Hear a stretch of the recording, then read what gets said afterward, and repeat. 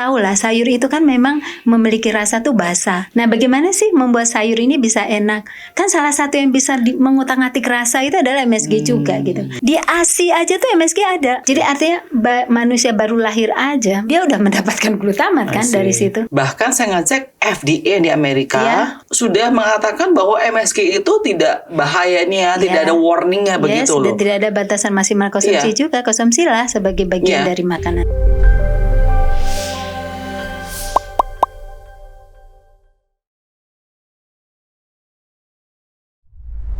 Wait, kalian lanjut nonton video ini, sudah belum? Follow, like, share, dan komen video ini. Please do. Banyak konsep orang mengatakan bahwa kalau makanan ada MSG, kesannya nggak sehat, mungkin bisa merugikan tubuh kita dan lain sebagainya. Tetapi ternyata, dan ini saya pribadi juga sering baca buku dan do research-nya ini, bahwa MSG itu ternyata nggak bahaya kita pikir. Nah, hari kita bertemu dengan pakarnya. Jadi Ibu Rita adalah ahli nutrisi. Ahli gizi. Ahli gizi. Dan berarti kalau ahli gizi ngerti nutrisi juga berarti Dan ya, Bu ya? Sebenarnya nutrisi itu sebutan untuk makanan hewan. Oke, oh gitu. Kalau gizi itu makanan manusia gitu ya. Jadi ahli gizi. Alright, soalnya kan di Amerika tulisnya nutritionist ya. Nutrition dan nutritionist, tapi bahasa Indonesianya bukan nutrisi. Itu ahli gizi ya. Oke, ahli gizi itu berarti kan mengerti kimia di belakang sebuah makanan, benar ya. Dan Ibu saya juga adalah S3 pelajar health. Jadi kita bisa meyakinkan bahwa Bu Rita adalah orang tepat untuk bisa ngomong hal ini. Oke. Pertama-tama dulu deh Bu, kenapa sih MSG ada such a bad reputation? Iya, kalau saya sih melihat fenomena ini ya, ada pemahaman salah atau pemahaman keliru dari dulu, dan itu sepertinya terus-menerus diulang gitu ya. Padahal kita tahu betul bahwa MSG itu kan sebutan dari zat gizi sebenarnya di dalamnya. Jadi kalau saya boleh beri kepanjangan dari MSG itu kan nama lainnya adalah monosodium glutamat. Nah, sodium itu sebutan nama lain dari zat gizi kita, yaitu natrium. Glutamat itu juga zat gizi, yaitu asam amino esensial. Jadi nggak ada sesuatu yang menakutkan di situ, karena itu adalah nama lain dari zat gizi yang merupakan perpaduan antara mineral dengan protein. Tapi asal usul dari mana itu tadi Ibu bilang? Kok bahayanya kenapa? Siapa yang tiba-tiba membuat story bahwa MSG itu nggak baik? Iya, kalau saya melihat dari sejarah-sejarah yang ada, itu kan dulu itu pernah kejadiannya sindrom restoran Chinese restoran. Ya, karena pada saat itu banyak kan makanan-makanan berkuah di situ yang rasanya itu gurih gitu. Nah, dan kemudian setelah mengkonsumsi itu, kemudian ada juga sebagian yang merasakan pusing, sakit kepala atau perasaan nggak nyaman gitu ya. Nah, yang mereka pikirkan adalah efek dari gurih itu tadi. Padahal mereka lupa campuran di dalam makanan itu bukan gurihnya saja kan, tetapi ada yang lain, misalnya seafoodnya yang begitu banyak jumlahnya, atau dagingnya begitu banyak jumlahnya. Jadi suatu hal kesimpulan yang berasal dari apa yang dirasakan dan yang diperkirakan. Jadi bukan dari suatu penelitian ilmiah. Nah, ini kita mestinya mengambil satu kesimpulan itu kan dari kajian ilmiah gitu. Kalau bukan dari kajian ilmiah, itu sama aja kayak kita hanya melakukan perkiraan-perkiraan atau dugaan saja. Nah, itu sebenarnya yang terjadi, yang kemudian diulang-ulang terus gitu ya, sampai hari ini jadi nggak selesai. Padahal kita sebagai seorang ahli gizi suka ketawa sendiri aja. Loh, kenapa takut sama zat gizi ya? Iya, benar. Dan ini kan setahu saya di Amerika dulu asal usulnya Chinese restaurant syndrome ini. Ada orang, saya pernah ngomong sama teman saya, guys, ternyata MSG itu saya ingat katanya itu bukan bahaya dan lain sebagainya. Bahkan orang Jepang aja yang hidupnya sebegitu sehatnya aja bisa beratusan tahun, mereka makan MSG ternyata hampir setiap hari loh. Ya kan, bahkan katanya taruh di meja restoran, meja makan tuh ada MSG. Seperti Amerika kan mungkin ada pasang salt pepper, di Indonesia mungkin pakai sambel. Kalau Jepang tuh makannya MSG sana, ya kan. Jadi saya bilang teman saya, actually itu nggak bukannya dangerous bagaimana gitu loh.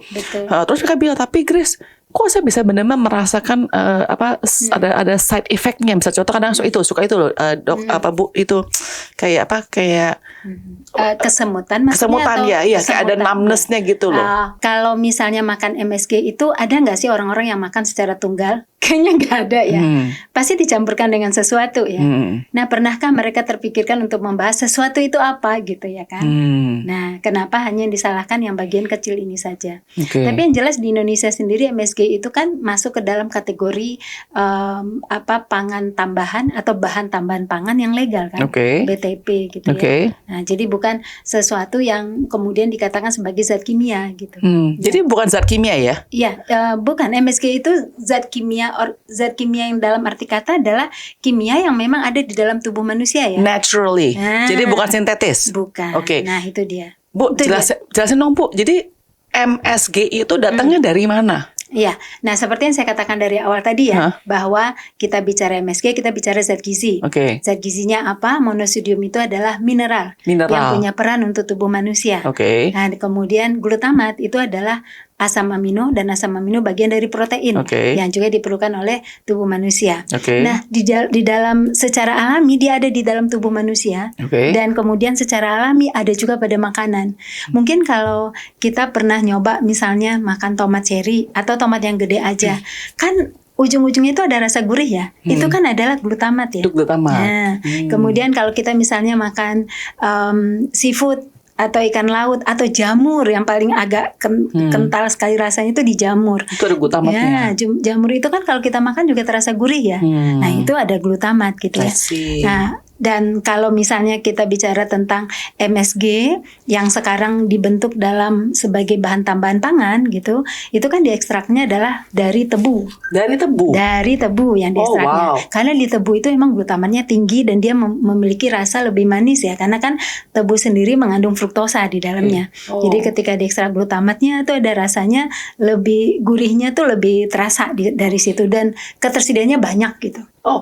Jadi membuat sebuah MSG itu diambil, diperes dari tebu doang aja. Betul. Dan tepatnya itu nanti air tebu itu, glutamat zat pada tebu itu yang ada di dalam itu difermentasi, kemudian menjadi glutamat ya kan, menjadi MSG ya, difermentasi. Nah, sekarang fermentasi itu kan suatu upaya pengolahan makanan yang menjadi nilainya tuh lebih plus, ada nilai tambah. Ya kita contohkan aja misalnya kacang kedelai menjadi tempe, itu kan proses fermentasi ya.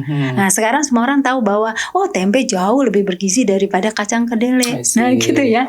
Kayak misalnya bir itu datangnya dari yeast, difermentasi. Jadi asal produknya adalah bir gitu loh. Betul. I see. Jadi sebetulnya kok orang bisa ada konsep MSG itu kayak bahan kimia yang sintetis. Saya juga surprise bahwa ternyata dari tebu datangnya. Dari tebu, karena mungkin bentuk tampilannya kan sudah tidak berbentuk makanan, berbentuk seperti bumbu butiran-butiran halus. Nah, mungkin ini yang dipersepsikan sebagai zat kimia gitu.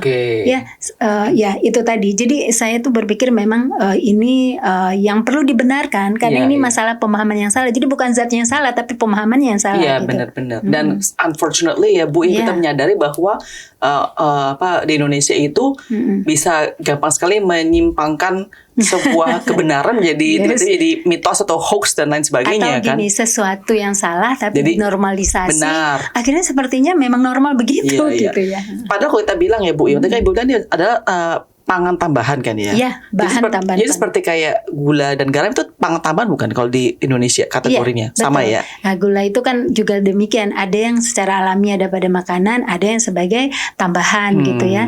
Nah, jadi bagian dari itu garam juga demikian gitu ya. Dan kalau saya bisa jujur bilang, saya tuh suka baca banget Bu tentang buku-buku kesehatan dan news-news ini. Antara gula, garam, dan MSG, kayaknya bener nggak sih kalau saya bisa katakan gula itu yang paling bahaya? Ya, bisa dikatakan begitu. Dan hari ini sebenarnya ancaman penyakit di Indonesia, non-communicable disease atau penyakit tidak menular, itu yang teratas itu memang asupan gula yang berlebih. Nah, itu dia. Saya aneh kan, misalnya Indonesia mau beli paket ya tulisannya free MSG, ya, tapi nggak ngecek gulanya. Padahal gulanya tuh bisa tahu tinggi. Dan bahkan kita tahu bahwa gula seperti bisa contohnya madu aja, agave dan lain sebagainya, itu juga ada gula yang bisa juga, kalau kebanyakan juga nggak bagus, benar ya Bu ya. Betul. Di Indonesia sekarang ini upaya itu datang dari mana sih? Apakah dari private sector, dari pemerintah untuk meluruskan masalah MSG ini untuk yang benar? Iya, sebenarnya itu meluruskan satu hal yang benar terkait dengan makanan, keilmuan, itu kan peran semua ya, peran stakeholder yang berkepentingan di dalamnya lah gitu ya. Nah, bisa dari masyarakat itu sendiri ya, kemudian bisa dari pemerintah, bisa juga dari produsen gitu kan ya. Nah, tapi kita perlu sepakati dulu sebenarnya kepentingan MSG itu apa sih? Kenapa mesti diedukasi kebenarannya gitu kan ya. Nah, sekarang kita bisa lihat ya, contohnya hipertensi itu kan terjadi karena tingginya, salah satunya ya hubungannya adalah dengan tingginya asupan natrium gitu. Tapi kita juga paham. Yang yang ada di MSG juga tapinya. Di MSG juga ada natrium, tapi natrium terbesar itu adalah di garam dapur. Di garam, yang ikatannya adalah natrium klorida gitu ya. Nah, sekarang semua akan mereduksi garam kan. Tapi mereduksi garam resikonya apa sih? Resikonya kan makanan jadi nggak ada rasa ya. Nah, kalau kita bandingkan natrium yang ada pada garam dapur sama natrium yang ada di MSG, sama-sama bisa memberi rasa gitu. Yang di garam dapur tuh jauh lebih tinggi dibandingkan yang ada di MSG. Tapi yang bisa memberikan rasa lebih enak itu jauhnya lebih banyak di MSG kan gitu ya. Nah, jadi artinya ketika kemudian sebagian garam itu digunakan dari MSG, seseorang akan mendapatkan penurunan jumlah garam yang diasup, tapi mendapatkan rasa enak yang lebih tinggi gitu kan ya. That's very interesting. Nah, ini satu. Kemudian yang kedua kita bisa lihat juga salah satu edukasi kita saat ini adalah bagaimana masyarakat Indonesia bisa mengkonsumsi sayur sejumlah yang dianjurkan. Karena penyakit saat ini tuh berkorelasi juga dengan asupan sayuran yang sangat rendah. Tapi kita tahu lah sayur itu kan memang memiliki rasa tuh basah. Rasa yang tawar juga tawar banget. Iya, basah tawar yang memang nggak bikin gregetan gitu ya kan. Nah, bagaimana sih membuat sayur ini bisa enak? Kan salah satu yang bisa mengutak-atik rasa itu adalah MSG juga gitu. Nah, sekarang kita mau korbankan yang mana nih gitu ya? Kita mau free MSG tapi anak nggak makan sayur kan gitu ya. Sementara kita makan MSG bukan sesuatu yang salah, sesuatu yang aneh, karena MSG itu juga adalah zat gizi gitu dan memang sudah ada di tubuh manusia. Jangankan di tubuh manusia, di ASI aja tuh MSG ada. Oh ya? Glutamat ya, dalam arti kata glutamatnya itu ya. Nah, itu ada di ASI. Jadi artinya manusia baru lahir aja, makanan utamanya adalah ASI eksklusif 6 bulan, dia udah mendapatkan glutamat kan dari situ. Karena memang glutamat itu ada di semua unsur tubuh, terutama di kepala ya. Dia bagian penyusun komponen di sana gitu glutamat. Jadi glutamat itu ada fungsinya untuk kesehatan tubuh, untuk pembentukan organ, function dan lain sebagainya. Jadi glutamat itu adalah asam amino non esensial. Jadi makna artinya non esensial itu dia dibutuhkan tubuh, tapi tubuh bisa memproses itu untuk terbentuk gitu ya. Tapi kalaupun didatangkan dari luar pun dia tidak akan membawa suatu kelebihan pada tubuh manusia karena penelitian selama ini yang ada efeknya kelebihan glutamat itu berlebih misalnya di hewan coba itu kan ada penelitian-penelitian yang kemudian menemukan ada masalah di otak gitu ya. Itu kan glutamat atau MSG yang disuntikkan ke mereka dalam dosis yang tinggi. Apakah kita makan MSG dengan cara disuntikkan dosis tinggi? Kan enggak ya. Nah ya, hal-hal seperti itu yang mesti diluruskan. Masalah ini ya Bu ya, apakah menurut Ibu saja ya, ada industri, ketika Ibu bilang ada gula, garam dan juga MSG. Dan MSG sebenarnya kayaknya yang paling jahat gitu kan. Apakah mungkin ada industri dari dua lain ini yang sengaja mau terus bad mouth, bad name MSG untuk kepentingan mereka sendiri. Jadi lu jangan MSG itu jahat banget, padahal dia jualan garam bisa. Ada nggak sih kayak gitu Bu? Mungkin industrinya gitu, permainan-permainan kayak begini. Kalau sejauh ini tuh saya nggak memahami tentang persaingan industri ya. Tapi kalau misalnya kejadian pertama kali restoran Cina sindrom itu ya kejadiannya di Amerika kan. Iya, itu rasis Mbak jadinya. Nah kalau jadi seakan-akan menunjukkan bahwa restoran Cina itu tidak sehat kan. Dan kemudian di situ ada MSG yang dijadikan kambing hitamnya gitu kan ya. Nah oke lah, hal itu biarkanlah berlalu kan gitu ya. Tahun 80-an ya itu sih. Sudah lama sekali itu 70-an ya.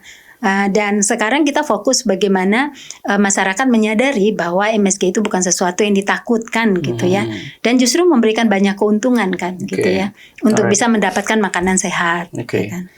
Bu, boleh kasih tahu untuk seorang dewasa dan anak-anak. Pertama-tama dulu deh, apakah anak-anak boleh makan MSG? Boleh.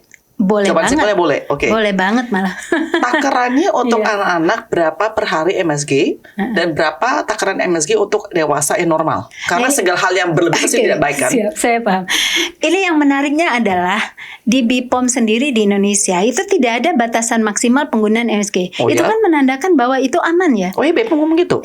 Jadi memang tidak hanya di BPOM ya. Jadi artinya di Kanada, di beberapa negara itu tidak menetapkan angka acceptable daily. Jadi batasan maksimal gitu ya.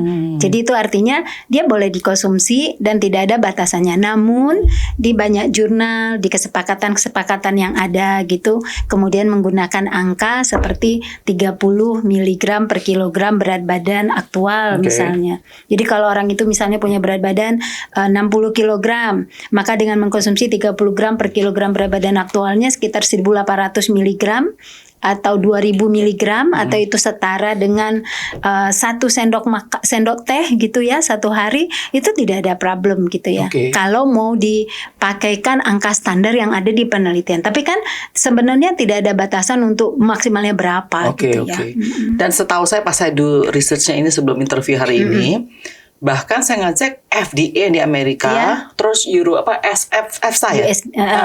EFSA atau EFSA apa ya? European Safety EFSA. EFSA benar ya? EFSA itu dari Eropa punya sudah mengatakan bahwa MSG itu tidak ada bahayanya, tidak ada warningnya begitu loh. Dan tidak ada batasan maksimal konsumsi juga. Konsumsilah sebagai bagian dari makanan sehari. Maksudnya di Amerika tadi kita katakan bahwa dari awal tuh hoax itu datang dari Amerika, tapi sekarang aja FDA di Amerika tidak mengatakan bahwa MSG itu berbahaya atau ada tadi ibu yang kita bicarakan ya, ada simptom-simptom tadi mati rasa dan lain sebagainya itu. Jadi tapi pertanyaan saya begini ya, Bu. Misal contoh seseorang makannya terlalu berlebihan sekali. Kayak benar-benar wah dia suka banget rasa gurihnya dimakannya banyak sekali itu. Bisa bahaya nggak? Saya agak ragu ya mengatakan bahwa orang bisa makan MSG banyak gitu ya. Karena kerasa strong banget. Pahit. Pahit jadi MSG jadinya. itu kalau berlebihan di lidah kita pahit. Jadi pahit. Iya, sama aja kayak garam kalau berlebihan kan asin. Bukan ya asin, kan? kayak udah ngasih makan sih. Iya, mana mungkin orang akan makan garam berlebihan juga gitu ya. Tapi kalau gula bisa loh orang kelebihan makan. Ya kalau gula itu kan sebenarnya orang berlebihan itu karena dia berkali-kali ya. Iya. Nah kalau garam itu juga mungkin berkali-kali ya. Kalau MSG mungkin juga berkali-kali itu bisa bahaya, gitu ya. Nah sampai hari ini tuh belum ada penelitian yang menemukan hubungan antara masalah kesehatan dengan kelebihan MSG. Tapi demikian kita memahami tadi bahwa MSG ini sering ditambahkannya bersamaan dengan makanan-makanan yang juga tinggi lemak, yang juga tinggi kolesterol gitu ya. Jadi kalau seandainya dia menambahkan MSG banyak, terus dia nambah lagi makanannya, isinya di sana nambah daging sapi juga, itu. Jadi siapa sih sebenarnya yang bikin orang itu jadi pusing, yang jadi kesemutan, yang peredaran darahnya jadi nggak lancar gitu ya?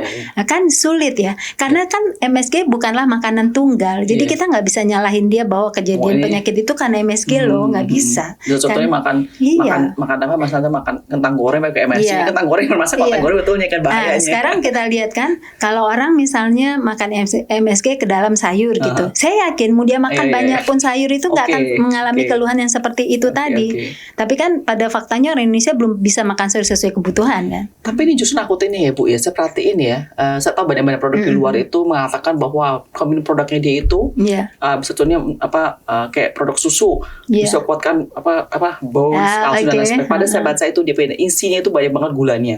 Orang nggak tahu. Orang bilang ada juga nih banyak banget lagi populer banget jualan daging proses. Itu kan buat tahu ya, sangat super nggak bagus dan natriumnya ibu bilang sangat tinggi sekali kan. Tetapi kalau dikata-kata MSG free kesannya kayaknya sehat banget gitu kesannya ya. It's not gitu. Iya betul. Aduh, benar-benar ya. Dan sekarang memang kita melihat pedagang-pedagang makanan yang terutama untuk anak-anak sekolah kan memang menggunakan MSG ya. Tapi mereka memasukkan MSG itu ke makanan yang bahannya juga udah nggak sehat gitu ya. Yang pewarnanya juga udah banyak gitu ya. Atau kadang misalnya buatan plastik dan sebagainya gitu-gitunya. Oke.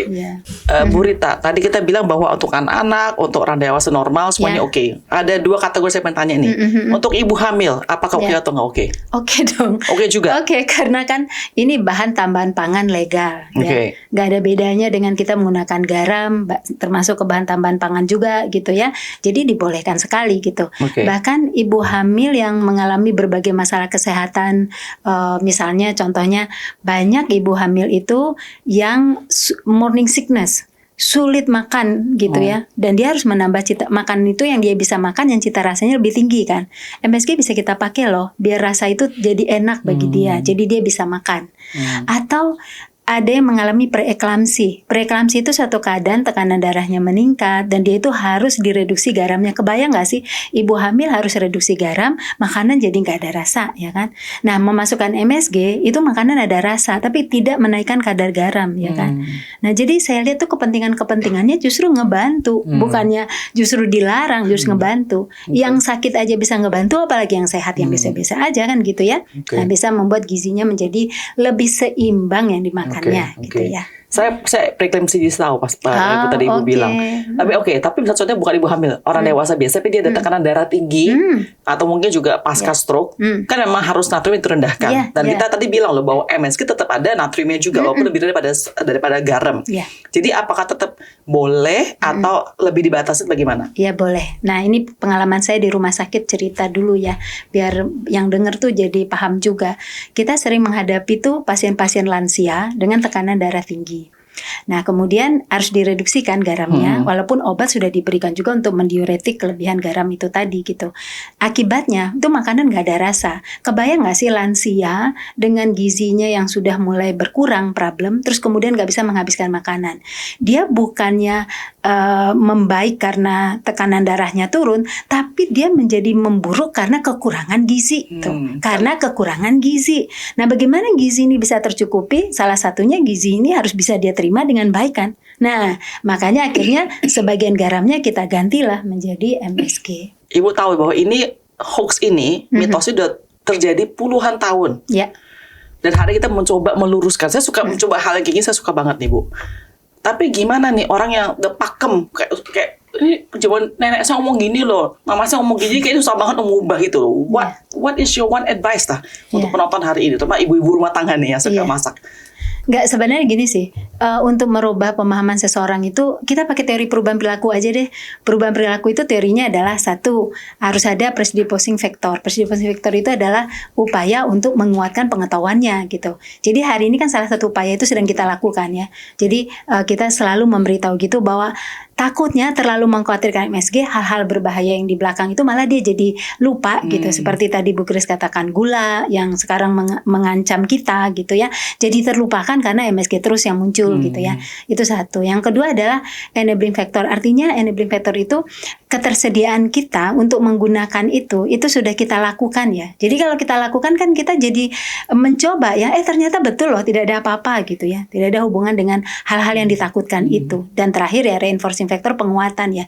Nah, penguatan itu artinya adalah ya diantara kita ini saling menguatkan, tidak apa-apa kok. Yang kita mau batasi adalah gula, garam, lemak. Ini kan program pemerintah saat ini, bukan MSG gitu. Mari fokus pada gula, garam, dan lemak. Jadi saling menguatkan aja bahwa ada mitos-mitos yang harus kita klarifikasi. Gitu.